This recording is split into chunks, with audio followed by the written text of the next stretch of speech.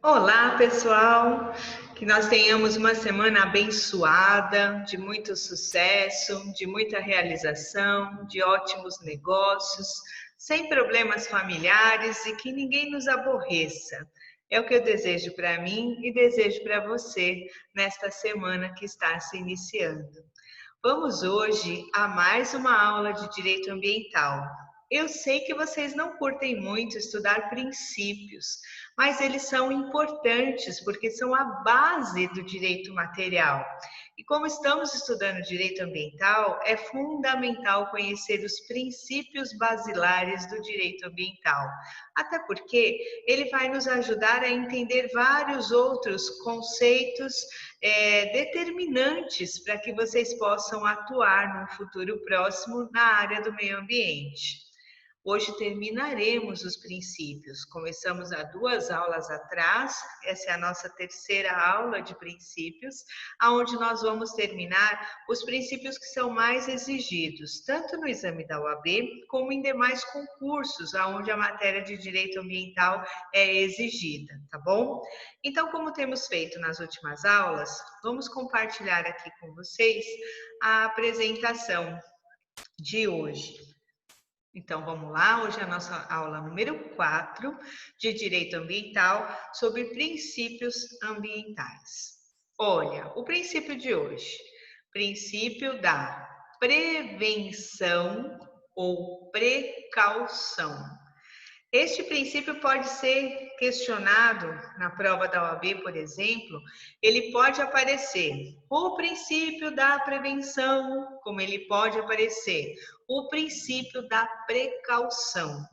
Não é que são palavras sinônimas, é que, na verdade, eles têm um objetivo só. Qual é o objetivo deste princípio? Tentar evitar, prevenir que o dano ambiental aconteça.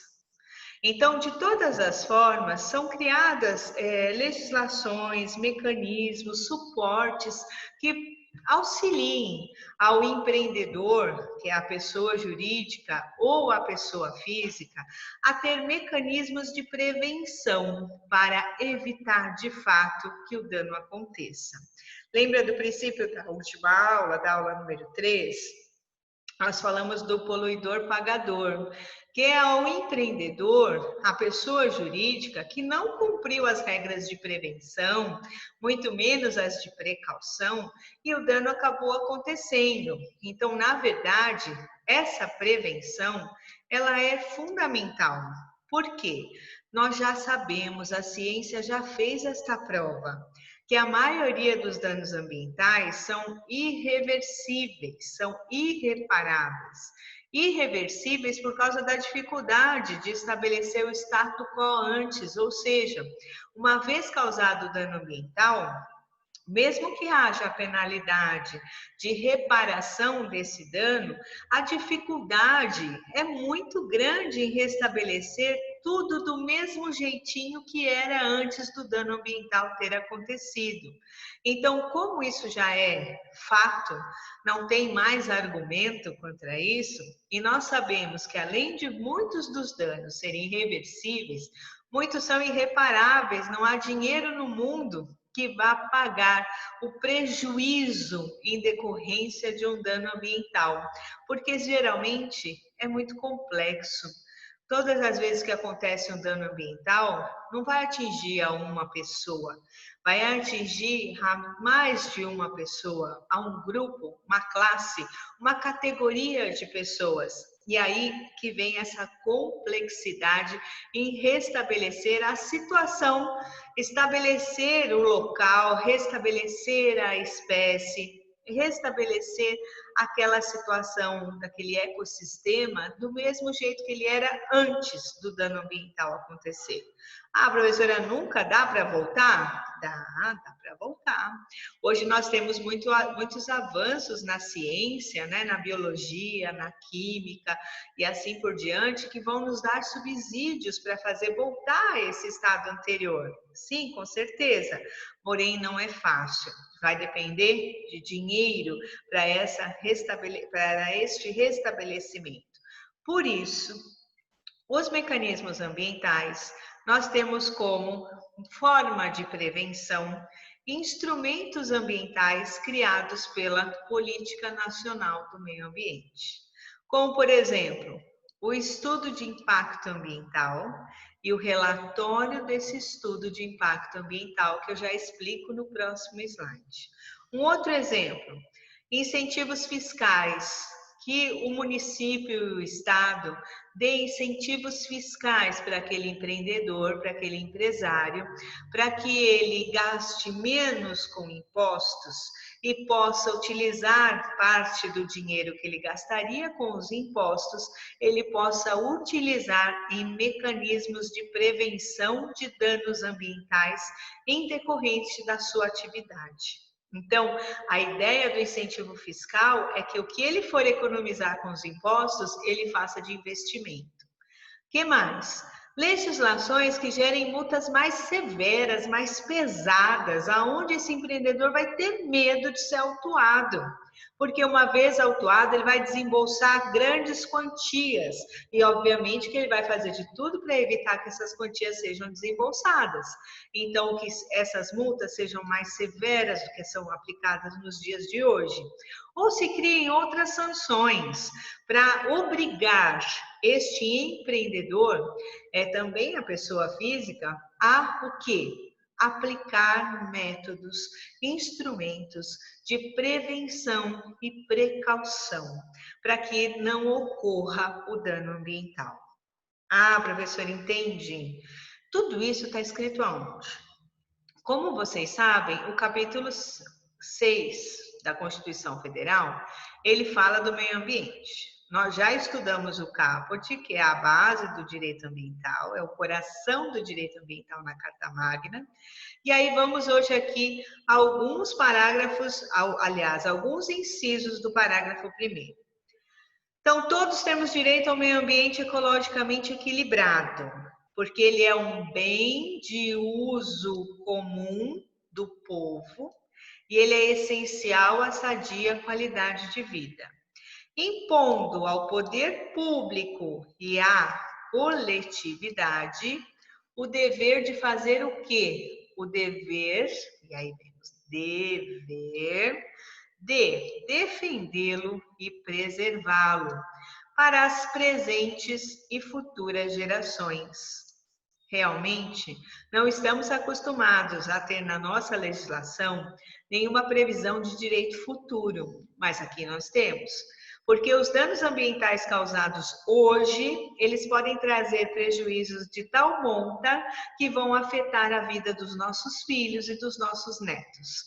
Então, neste caso, este dever cabe ao poder público e à coletividade defendê-lo e preservá-lo para as presentes e futuras gerações. Para assegurar a efetividade deste direito, incumbe ao poder público. Hoje nos interessa o inciso 4. Exigir na forma da lei para instalação de obra ou atividade, peraí que a professora fez uma arte aqui, ou atividade potencialmente causadora de significativa degradação ambiental, estudo prévio de impacto ambiental que se dará publicidade. Ah, professora, o que é esse negócio aí? O que é essa atividade potencialmente causadora de significativa degradação ambiental? São atividades que vão se utilizar de recursos naturais. Lembra aqueles 5 elementos que a gente sempre conversa nas nossas aulas? Atmosfera, elemento ar. Água, doce e salgada. Nós temos também o solo e o subsolo. A fauna e a flora. Então, na próxima aula, nós vamos iniciar um assunto chamado licenciamento ambiental. É uma resolução do CONAMA, Conselho Nacional do Meio Ambiente. Ele traz um anexo que vai mostrar para vocês quais são essas atividades potencialmente poluidoras. Quais são essas atividades que podem causar significativa degradação ambiental? Por exemplo, você trabalha com pneus. Da onde vem a matéria-prima do pneu? Como é que você pode fazer o descarte do pneu que você não quer mais? Pode queimar? Pode derreter? Pode reutilizar? A gente vai conversar sobre isso na nossa próxima aula. Então, aqui, a Constituição diz que cabe ao poder público criar na forma da lei, exigir, na verdade, né? A palavra ideal aqui é o exigir. Na forma da lei, o quê? Que se façam estudos prévios de impactos que essa atividade pode causar ao meio ambiente. Então, este estudo de impacto ambiental, que é o EIA, Estudo de Impacto Ambiental, e o RIMA, que é o Relatório de Impacto Ambiental, foram instituídos pela resolução do CONAMA, Conselho Nacional do Meio Ambiente, número 1 de janeiro de 1986, e seguida até hoje, com o intuito de instrumentalizar, ou seja, transformar esses estudos em um instrumento de quê? Instrumento de avaliação de impactos ambientais de determinados empreendimentos que possam causar impactos ao meio ambiente. Neste sentido, são apresentadas neste estudo de impacto ambiental informações, características técnicas do empreendimento proposto, justificativas para sua implantação, alternativas técnicas e locacionais de acordo com o local, incluindo as áreas de influência, as políticas públicas, o plano diretor, que nós vamos falar sobre ele mais para frente, programas e projetos. Vamos verificar também os aspectos legais, o diagnóstico do ambiente local, que é onde vai ser essa atividade, físico, biológico, antrópico, e a avaliação de impactos e medidas preventivas, impactos e medidas preventivas de mitigar e compensatórias. Pô, professora, tá difícil aí esse segundo parágrafo, então tá bom, vou traduzir. Vamos supor que você queira instalar uma fábrica, você quer abrir uma fábrica de cosméticos. A matéria-prima dos cosméticos, ela vem, vamos supor que sejam uma concorrente aí da Natura. Vamos fabricar shampoo, condicionador, creme para cabelos, cabelo louro, cabelo preto, sem cabelo, do jeito que vocês quiserem. Vamos fabricar também produtos de estética, cremes hidratantes, esfoliantes e assim por diante. A maior parte da nossa matéria-prima vai vir da flora, vai ser retirada dos vegetais. Vamos utilizar bastante produtos químicos. Então, quem vai fazer parte de uma equipe técnica multidisciplinar aqui para se realizar este estudo de impacto ambiental, eu preciso de uma equipe técnica multidisciplinar. Nesse caso da fábrica de cosméticos, eu vou precisar de um químico, de um físico, de um geólogo, eu vou precisar de um biólogo, eu vou precisar de um engenheiro, porque nesse estudo, olha só, características técnicas do empreendimento. O que essa fábrica vai produzir? Aonde ela vai ser instalada? Como é que eu vou ver? Vai alterar muito o local aonde ela vai ser instalada? Tá, então nesse local já existem outras fábricas da mesma natureza? Qual é o zoneamento ambiental daquela área? Pode ter fábrica lá ou só poderia ter comércio? É uma área residencial? Área residencial não dá para ter indústria. Então, esse estudo vai fazer a análise do tipo de empreendimento, do tipo de atividade, qual é o impacto dessa atividade se iniciar naquele local onde você escolheu. Nós vamos verificar qual vai ser a influência em relação a este local. Bom, se eu permitir que a fábrica, quem vai permitir? O município, não é? Porque cabe ao poder público, e nesse caso, o poder público municipal.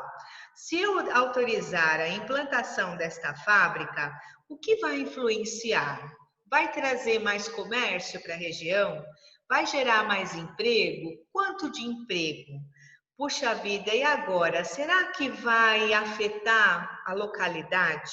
Eu tenho transporte público adequado para esse ir e vir? Essa fábrica vai funcionar 24 horas? Ou ela terá 2 turnos? Ou ela terá só horário comercial? Como vai funcionar? Nessa fábrica vai ser necessário entrar caminhão, sair caminhão? Será que eu tenho malha viária? Será que eu tenho uma área em torno desta fábrica que eu possa fazer a distribuição daquilo que está sendo fabricado para os depósitos, para as pessoas que compraram este produto que eu fabrico? Então eu preciso de um diagnóstico ambiental completo. Vai afetar fisicamente, bioticamente, antropoficamente. Será que tudo bem, se o município achar que é bacana que a minha fábrica vá para aquele local, quais são os impactos ambientais que essa fábrica naquela localidade vai causar? Tem como prevenir? Ao princípio da prevenção e da precaução, que é o que a gente está conversando. Tá, de que maneira eu vou criar mecanismos para evitar os impactos ambientais, para mitigar, diminuir os impactos ambientais, para que eu não gere o dano? Ah, mas vai gerar uma degradação ambiental, um determinado impacto saudável, que vai ser aceito. Ah, tá bom, mas esse empreendedor vai ter que compensar de alguma maneira para a coletividade daquele bairro o impacto que o empreendimento dele vai trazer. Traz benefício e traz malefício. Balança da justiça, 2 pratos, tem que equilibrar. Então, quando a gente fala, vou voltar aqui, que um dos instrumentos da Política Nacional do Meio Ambiente para prevenir que o dano ambiental aconteça é o estudo de impacto ambiental, é pelo que eu estou explicando para vocês. Este estudo, ele vai dar um olhar técnico ao inteiro deste empreendimento, já com possibilidades de estar prevendo quais seriam esses impactos e quais seriam as medidas que vão ter que ser tomadas desde o começo do empreendimento para prevenir, para precaver e não acontecer o dano ambiental. Este estudo, após ser concluído, ele vai gerar um relatório. E aí, no final, nasce o RIMA, que é o Relatório de Impacto Ambiental. Ele é apresentado de uma forma objetiva e adequada, de fácil compreensão. As informações são disponibilizadas numa linguagem acessível a qualquer pessoa, não necessariamente que tenha nível universitário. Deve-se usar ilustrações através de mapas, cartas, quadros, gráficos e demais formas técnicas de comunicação visual, de modo que todos que possam entender as vantagens e desvantagens deste projeto, bem como as consequências ambientais para a sua implementação. Por que nós estamos falando que o relatório ele tem que vir com essas informações de comunicação visual? Porque o EIA é muito técnico. Eu sou advogada, eu não vou entender o que o químico, o que o biólogo, o que o engenheiro vai escrever nos seus respectivos relatórios. Eu posso até ter um entendimento geral, mas eu, população, que não tenho nível universitário, como é que eu vou entender se vai ser bom que aquela fábrica venha para o meu bairro, sim ou não? Porque existem as audiências públicas, que nós vamos aprender um pouquinho mais para frente, que dá oportunidade para a população daquela localidade dizer se concorda ou não concorda com aquele empreendimento naquele local. Então, o RIMA, ele é criado para que essa linguagem técnica seja traduzida, para que qualquer pessoa, não necessariamente que tenha nível universitário, consiga entender. Consiga entender o que, professora? Quais são as vantagens e quais são as desvantagens daquele empreendimento naquele local. A balancinha da justiça aqui de novo. Por isso que eu posso usar para explicar mapas, cartas, quadros, gráficos e assim por diante. Assim, eu dou à população o conhecimento de uma forma objetiva e acessível, de fácil compreensão, Porque o EIA e o RIMA são instrumentos de prevenção para evitar que o dano aconteça. E atenção, vocês podem procurar em livros, hoje vocês procuram muita informação na internet, vocês podem achar algumas diferenças doutrinárias entre o princípio da prevenção e o princípio da precaução. Eles querem dizer a mesma coisa, evitar que o dano ambiental aconteça. Isso é fato. Só que doutrinariamente, alguns definem que vai ser princípio da prevenção quando? E aí vamos à diferença. Que seria aplicado com o objetivo de impedir a ocorrência do dano ao meio ambiente por meio de imposição de medidas de proteção, nos casos de riscos ou impactos já conhecidos. Quando já existem estudos prévios, situações que já aconteceram antes, que vão provar que determinadas atividades vão gerar impactos ambientais expressivos, ou seja, riscos e impactos já conhecidos anteriormente, se diz que é a prevenção. Assim, você vai orientar o empreendedor a criar mecanismos de prevenção para que o dano não aconteça, porque você já tem subsídios, você já tem atividades ou iguais, semelhantes, próximas daquela atividade dele e que já foi detectado problema ambiental, dano ambiental, impacto, degradação. Mas outros doutrinadores dizem que vai ser chamado de princípio da precaução quando o quê? Por sua vez, seria invocado no caso de riscos ou impactos desconhecidos, sugerindo cuidados antecipados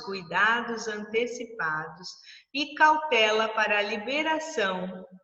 Cuidados antecipados e cautela para a liberação de uma atividade sobre cujos efeitos ainda não haja uma certeza científica. Quer dizer, que eu chamaria de prevenção para riscos e impactos já conhecidos. E eu chamaria de precaução para riscos e impactos desconhecidos. Riscos dessa determinada atividade que a ciência ainda não tem certeza da magnitude do dano. Se é leve, médio, moderado ou grave. Então, é só uma questão doutrinária que eu trago nesse slide para vocês. A prevenção e a precaução, elas estão dentro do mesmo princípio. Os dois têm a intenção de proteger, de criar mecanismos de prevenção e de precaução para que o dano ambiental não aconteça, tudo bem? Então, aqui é só uma diferença que vocês podem encontrar na doutrina e que vale a pena lembrar. A OAB, quando pergunta deste princípio, ela gosta mais de usar a palavra precaução. Dificilmente ela fala no princípio da prevenção. Geralmente os enunciados das questões traz o princípio da precaução. Mas é a mesma coisa. Prevenir ou precaver para que o dano ambiental não aconteça. Embora agora, com mais conhecimento, a gente sabe que existem formas de se estudar este dano e este impacto, e muitos já são conhecidos pela ciência e outros ainda não são conhecidos. Por isso, talvez que os doutrinadores estejam aí questionando desta forma. Vocês sabem que os princípios ambientais, eles vieram da Conferência de Estocolmo de 1972, que foi a primeira vez que se reuniu internacionalmente os Estados-membros na ONU para se discutir o meio ambiente, 1972. Na sequência, nós tivemos a ECO 92, que aconteceu no Rio de Janeiro, aqui no nosso país, aonde se acrescentou princípios ambientais lá discutidos em Estocolmo em 1972 a esta nova convenção de meio ambiente internacional, onde se criou alguns princípios. Então, em matéria do princípio da precaução e prevenção, nós temos aqui da ECO 92, o princípio que recebeu o número 15. Para proteger o meio ambiente, medidas de precaução devem ser largamente aplicadas pelos estados, que são os países que fizeram parte desse tratado internacional, segundo as suas capacidades, Em caso de risco de danos graves ou irreparáveis, a ausência de certeza científica absoluta não deve servir de pretexto para procrastinar a adoção de medidas efetivas, visando prevenir a degradação do meio ambiente. Então, cada país, que inclusive o Brasil, são chamados internacionalmente de Estados-membros, cada país que fez parte desta Conferência Internacional do Meio Ambiente assumiu o compromisso, e o Brasil assumiu este compromisso, de fazer o quê? Criar medidas de precaução, e não importa se a ciência conhece ou não conhece o dano. Não use isso como desculpa. Se a atividade for causar dano grave ou irreparável, se a ciência sabe ou não sabe, problema seu, país. Adote medidas para prevenir a degradação do meio ambiente. Então, neste caso, tanto a prevenção como a preservação devem ser desenvolvidas através de políticas, principalmente baseadas na educação ambiental, porque através da educação ambiental nós vamos concretizar uma consciência ecológica, porque caminhando nesse sentido, nós vamos agora para o princípio da participação. Quando a gente fala do princípio número 15, que ele fala da precaução, essa precaução, essa que viria da prevenção, da preservação, nós temos que educar as pessoas a isso. Então, quando se fala de educação ambiental, eu já vou entrar no quarto princípio que nós vamos aprender hoje, que é o princípio da participação. Professora, participação. Participação de quê? E aí vem aqui, uma atuação conjunta entre os órgãos ambientais, sindicatos, indústria, comércio, o agronegócio e a coletividade. Olha a professora escrevendo aqui com o mouse. Realmente, meus anos de caligrafia devem ter me ajudado. Vamos ver se vocês acompanharam. E a coletividade.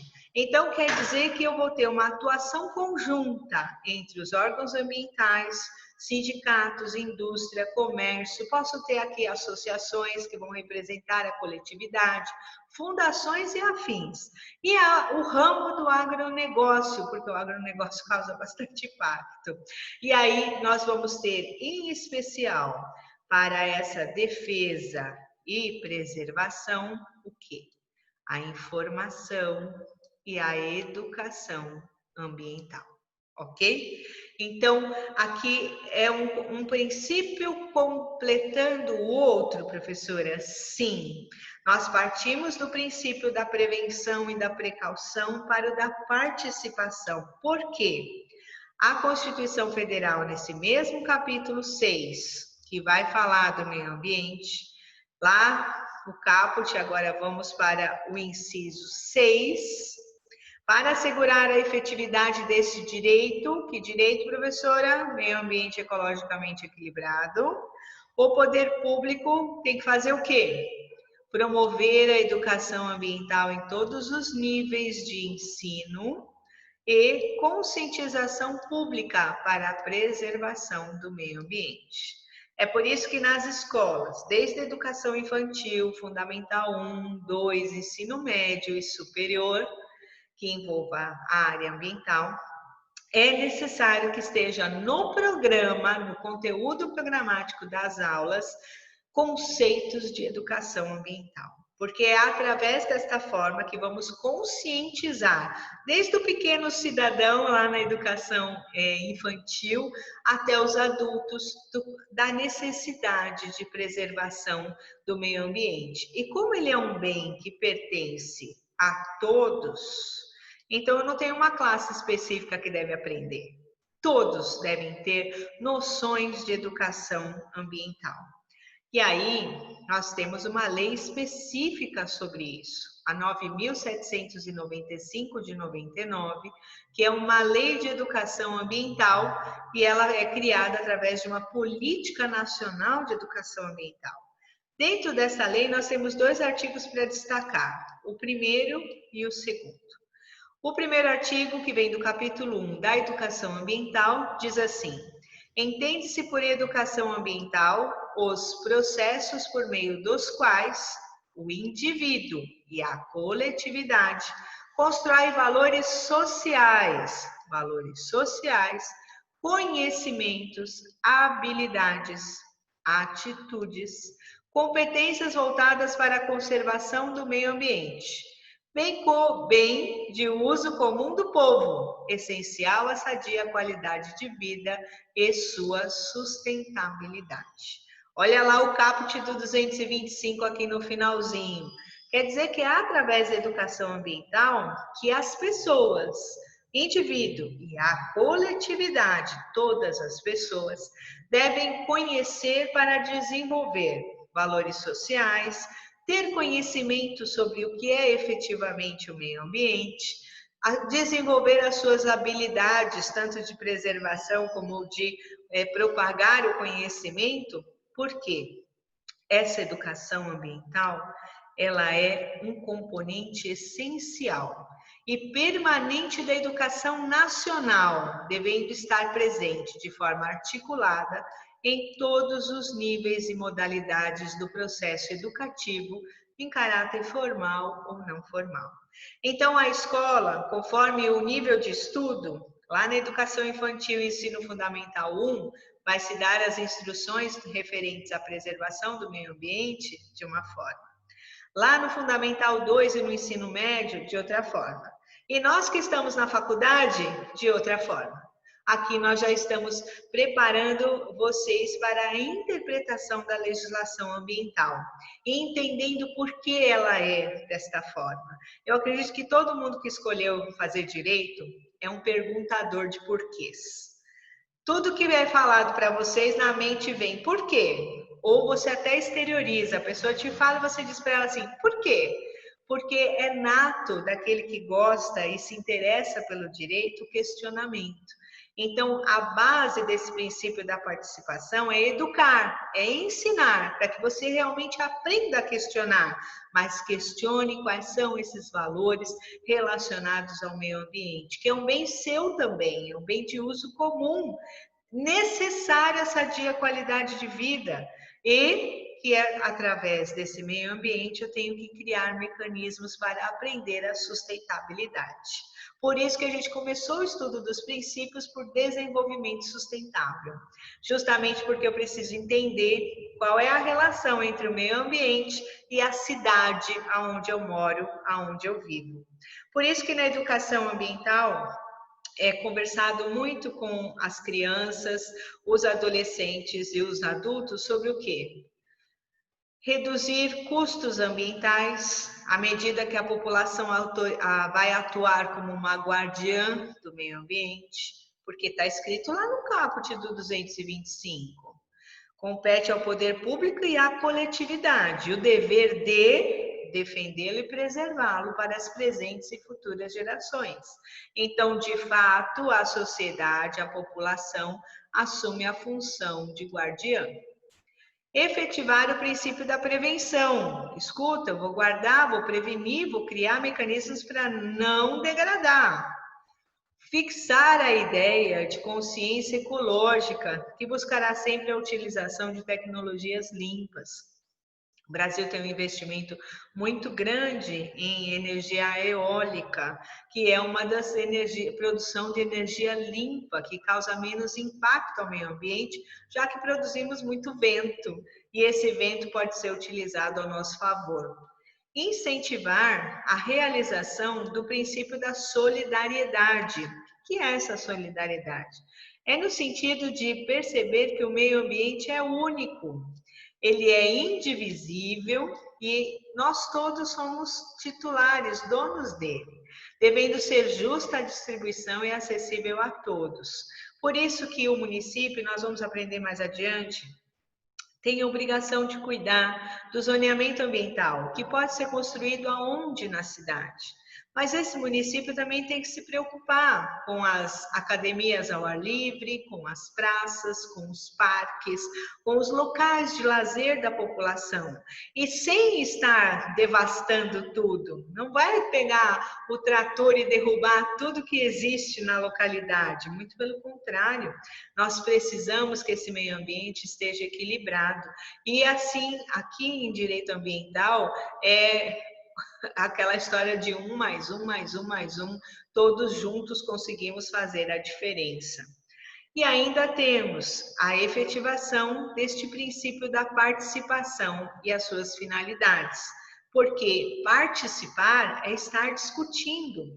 A municipalidade, a escola pública, a escola particular tem que estar desenvolvendo o quê? Palestras para a conscientização da necessidade desse equilíbrio desse meio ambiente, pode incentivar os mais jovens a esses projetos de ciências, a essas tecnologias novas que vêm surgindo a cada tempo para realmente preservar. E aí vem essa questão de continuar se preocupando com o meio ambiente, falando da função socioambiental da propriedade. Como nós temos artigos de lei para falar sobre isso, vamos lá. Constituição Federal, no título que fala da ordem econômica e financeira, capítulo 1, princípios gerais da atividade econômica. A ordem econômica fundada na valorização do trabalho humano e da livre iniciativa tem por fim assegurar a todos uma existência digna, conforme os ditames da justiça social, observados os seguintes princípios. Princípio da função social da propriedade. E também a defesa do meio ambiente, inclusive mediante tratamento diferenciado, conforme o impacto ambiental de produtos e serviços e seus processos de elaboração e prestação. Ah, professora, então veio uma ordem da Constituição. Sim. Nosso sistema é capitalista, eu vendo minha força de trabalho, com a venda da minha força de trabalho eu recebo meu pagamento, com este dinheiro eu gasto e movimento o sistema da roda do sistema capitalista. Mas o poder público tem que criar princípios para dar à propriedade a função social que a ela cabe e também permitir que a propriedade exista, mas defendendo o meio ambiente dos impactos que possam ser causados. E aí vem o Código Civil para nos salvar aqui, completando a informação.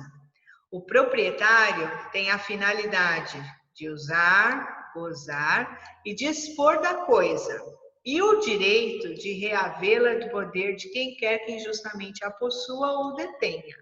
Ah, você é o proprietário daquele terreno? Ok, você pode usar, gozar, vender, trocar, permutar, mas se alguém tomar posse dele, sem que você concorde, você pode reavê-lo judicialmente, porque alguém está lá de uma forma injusta. Aí o parágrafo 1º diz: o direito de propriedade deve ser exercido em consonância com as finalidades econômicas e sociais, e de modo que seja preservados de conformidade com o estabelecido em lei especial, a flora, a fauna, as belezas naturais, o equilíbrio ecológico, o patrimônio histórico, artístico, bem como efetivada poluição do ar e das águas. Professor, então eu tenho aquele terreno é meu, eu não posso fazer nele o que eu quiser? Se eu quiser contratar uma empresa de terraplanagem para ir lá derrubar tudo e construir o que eu quero construir, eu não posso? Não pode, não. Se tem elementos de flora, árvores nativas, uma quantidade da área desse terreno precisa ser preservada, você não pode sair arrancando tudo. A mesma coisa se tiver elementos de fauna, que são os animais. Ah, dentro do seu terreno, vamos supor que é um sítiozinho aqui perto, em Mariporã, tem uma queda d'água, uma pequena cachoeira que forma uma piscina natural. Ela tem uma beleza natural cênica. Eu posso ir lá e derrubar tudo, destruir a cachoeira, destruir a piscina, desviar o curso da água? Posso? Posso não. Porque eu tenho que manter um equilíbrio entre esse meio ambiente e a construção do que eu quero fazer lá. Seja minha casa para eu morar, minha casa de veraneio ou outra atividade como comércio, uma indústria. Então eu não posso fazer da minha propriedade o que eu bem quiser. Ela é minha, posso inclusive defendê-la de quem quiser usurpá-la de mim, mas dentro da minha propriedade eu tenho que cumprir com a sua finalidade social, que é relacionada ao meio ambiente. Por isso que aqui está escrito lei especial, fauna, flora, belezas naturais, equilíbrio e assim por diante. Aqui, dentro desse princípio da função socioambiental da propriedade, o que se busca? Afirmar que esse direito de propriedade deve ser exercido levando em conta o quê? A sustentabilidade ambiental. Você vai utilizar o que é seu, sim, mas preservando os recursos naturais, porque a ciência já provou que eles são esgotáveis, então você não pode sair aqui fazendo o que você bem entender. A função social dessa propriedade, ela vai envolver propriedade urbana, propriedade rural, bens móveis e imóveis no geral, ok? Então, esse direito de propriedade, com os conceitos ambientais, ele se tornou mais amplo, não é mais como a gente aprendia antigamente só no Código Civil. Aí, continuando em relação a este mesmo princípio, voltamos para a Constituição Federal, o mesmo artigo 225, lá no parágrafo 1º, inciso 5º. Para assegurar a efetividade deste direito, que direito? Direito ao meio ambiente ecologicamente equilibrado, incumbe ao poder público controlar a produção, comercialização e o emprego de técnicas, métodos e substâncias que comportem riscos para a vida, a qualidade de vida e o meio ambiente. Ah, professora, então eu também não posso produzir o que eu quiser? Não posso ter a fábrica de qualquer coisa? Porque aquilo que você vai produzir, você vai fabricar, vai ser comercializado, vai ser distribuído. E se você, por acaso, utilizar técnicas que vão colocar a vida das pessoas em risco, você pretende colocar produtos no mercado de consumo que tragam riscos intoleráveis para a população, que possam comprometer a sua vida, a sua segurança, a sua qualidade de vida e o meio ambiente? Nós não vamos permitir que você produza este tipo de componente. Então, a Constituição já determina isso, e aí vem leis estaduais e municipais referente à autorização, ao controle dessa produção, comercialização e assim por diante. Aqui, nós vamos partir para o princípio que está também na nossa lousa. Aqui, ó, vamos voltar. Princípio do limite. Ah, professora, então tá, mas a função socioambiental da propriedade também não é um limite? É, mas aqui está se dizendo na função socioambiental que a propriedade deve ser utilizada de acordo com os ditames da lei e deve respeitar sim o meio ambiente. Aí no princípio do limite, nós temos aqui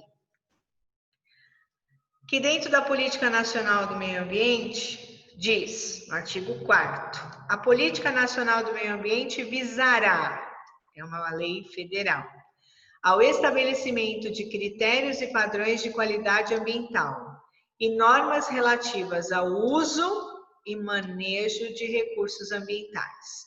Isso vai ficar bem claro na nossa próxima aula de licenciamento, porque a maior parte das fábricas, ela se utiliza de recursos ambientais, de fauna e flora, e também de solo, e todas vão utilizar o elemento água, e é fábrica vai afetar o elemento ar, e por isso eu preciso de padrões de qualidade que são permitidos e não permitidos, toleráveis e intoleráveis, que são criados por outras legislações, já que a Política Nacional do Meio Ambiente é uma diretriz geral que foi recepcionada pela Constituição Federal. E aí, no artigo 8º, traz uma competência para o CONAMA, Conselho Nacional do Meio Ambiente, em estabelecer normas, critérios, padrões relativos ao controle e à manutenção da qualidade do meio ambiente, com vistas ao uso racional dos recursos ambientais, principalmente os hídricos, principalmente o elemento água. O CONAMA dita resoluções, por exemplo, quem cuida dos níveis de poluição em São Paulo? Qual é o órgão ambiental que cuida dos níveis de poluição em São Paulo? Que cria normas, critérios, padrões?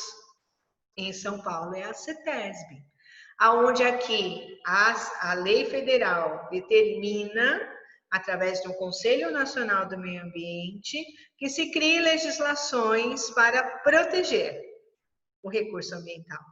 Por isso está dizendo uso racional dos recursos ambientais, principalmente o hídrico, principalmente a água, porque a poluição demasiada na água vai matar a sua potabilidade. A gente até já conversou sobre isso em outras aulas, o que traz um prejuízo muito grande. Ainda aqui na mesma legislação, temos que, no artigo 9, são instrumentos dessa Política Nacional do Meio Ambiente, o estabelecimento de padrões de qualidade ambiental. Tudo isso que a gente está vendo nesse princípio, ele vai também ser somado às nossas próximas aulas. Então, eu tenho aqui a função social, socioambiental da propriedade, no caso, utilizar a propriedade respeitando os recursos ambientais. Eu tenho o limite, o que pode ser feito na utilização desses recursos ambientais. E agora eu tenho o último princípio desta noite, dessa nossa aula, o princípio da cooperação entre os povos. Vamos lá? Caminhando aqui. O que é bacana da aula gravada é poder trabalhar os índices de lei com vocês. Então, o princípio da cooperação entre os povos, nós temos na Constituição Federal. A República Federativa do Brasil rege-se nas relações internacionais, pelos seguintes princípios: cooperação entre os povos para o progresso da humanidade. Aí vem a Política Nacional do Meio Ambiente, que foi recepcionada pela Constituição, diz no artigo 4º que a Política Nacional do Meio Ambiente visará a difusão de tecnologias de manejo do meio ambiente, a divulgação de dados e informações ambientais e a formação de uma consciência pública sobre a necessidade de preservação da qualidade ambiental e do equilíbrio ecológico. Ah, professora, então quer dizer que essa escrita aí da Política Nacional do Meio Ambiente, ela soma todos os princípios? Sim. Desenvolvimento sustentável, poluidor pagador, prevenção, precaução, participação, sim, função socioambiental da propriedade, mais o princípio do limite com a cooperação entre os povos.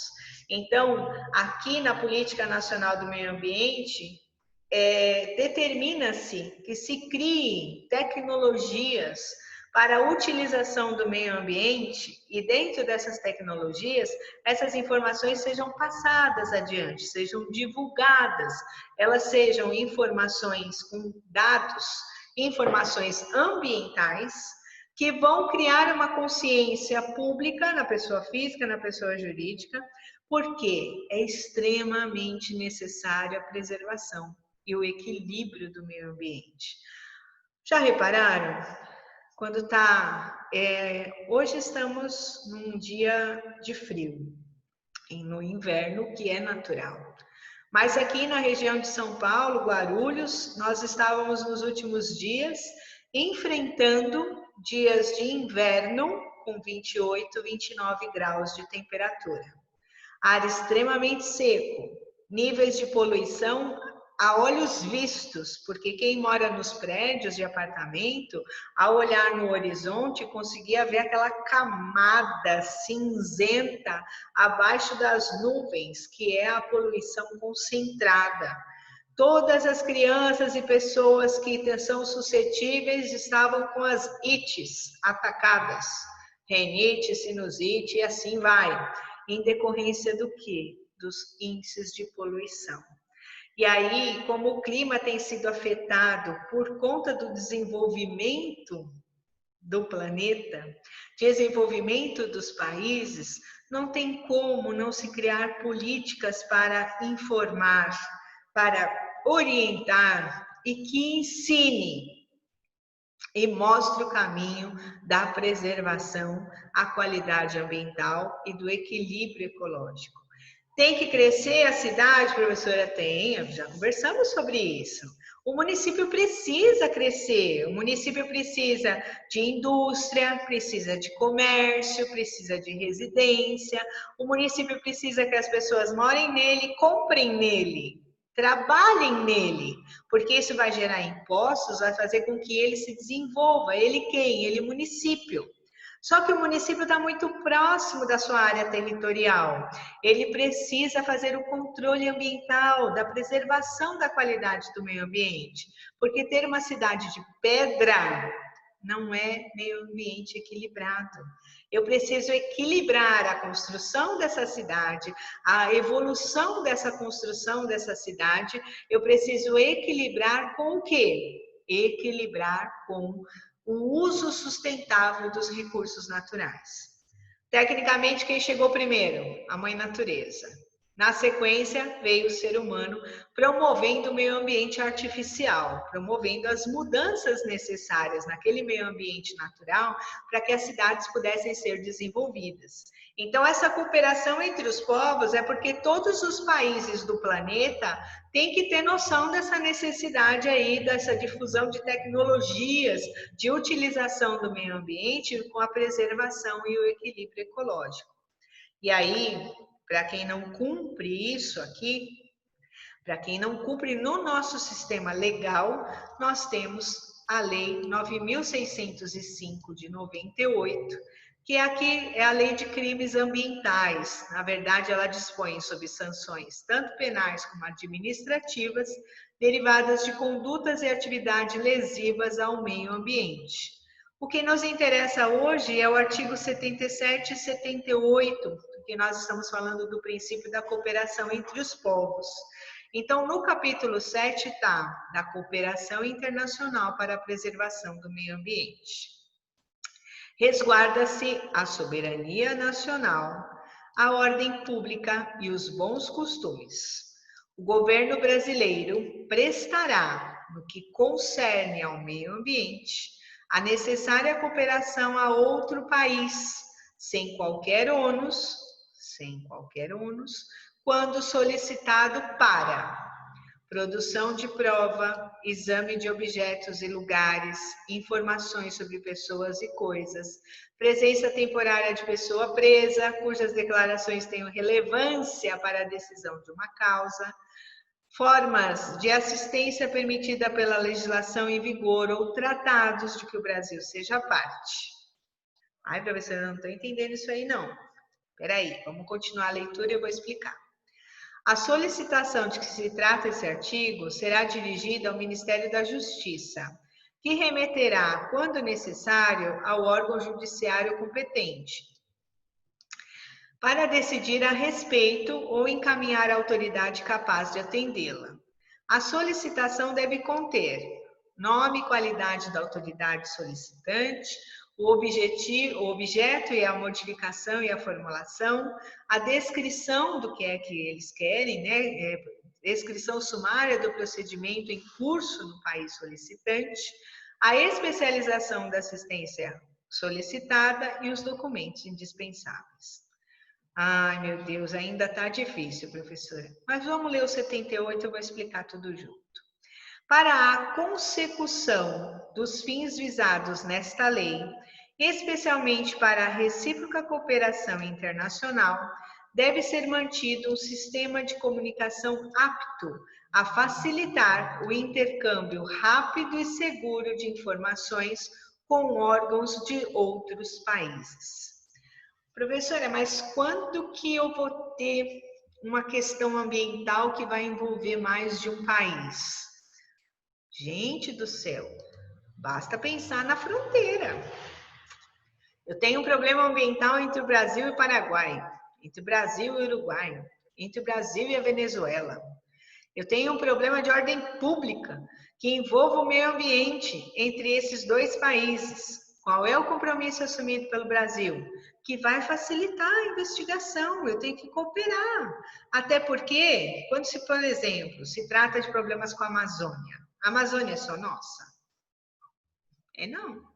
É nossa na maior parte da sua área territorial, da sua extensão territorial, mas ela também tem pedacinhos nos nossos vizinhos fronteirísticos. Se eu tenho um problema ambiental na fronteira, eu tenho que ter a cooperação entre os povos. Mas vocês sempre pensam na área do continente, não é?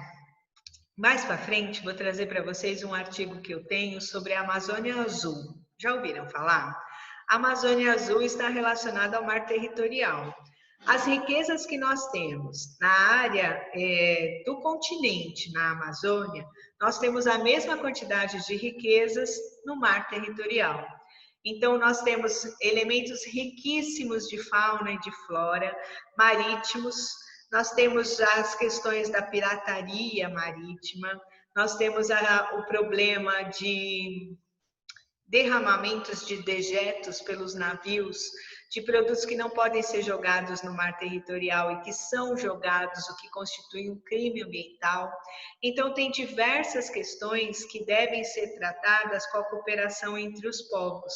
Então, por isso que esse princípio também foi destacado na nossa aula de hoje, para que vocês saibam que é um sistema macro, é um sistema que envolve o planeta e que cada país cria a sua legislação adequada para manter esse meio ambiente equilibrado.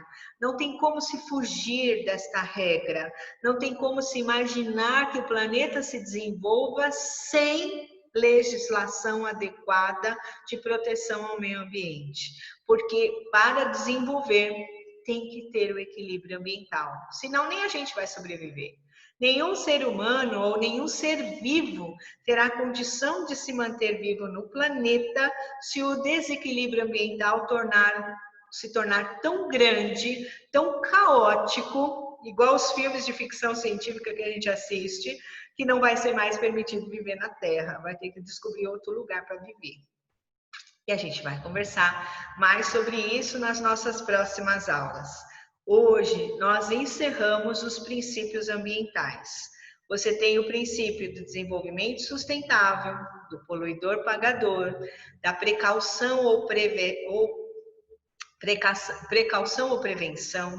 Você tem o princípio da participação, você tem o princípio socioambiental da propriedade, do limite e também da cooperação entre os povos. Esses são os princípios mais cobrados no exame da OAB, os dois primeiros com mais intensidade. O da precaução ou prevenção cai bastante também, para que vocês estudem, revisem o conteúdo das nossas aulas anteriores, porque agora nós vamos partir para uma caminhada desbravadora do direito ambiental. Vamos para novos assuntos, aonde nesses assuntos nós vamos buscar, vez ou outra, esse conhecimento relacionado aos princípios que nós estamos ensinando hoje. Então, a nossa próxima aula, na sua apostila de legislação, procure a resolução do CONAMA 237 e no final da resolução existe um anexo 1, aonde vão estar determinadas as atividades que possam ser significativamente poluidoras do meio ambiente, ou que tragam significativo impacto ao meio ambiente. Ok? Nos vemos na próxima aula. Espero que você esteja gostando de conhecer o direito ambiental. Agradeço sua audiência e sua atenção. Fique bem. Até a próxima aula.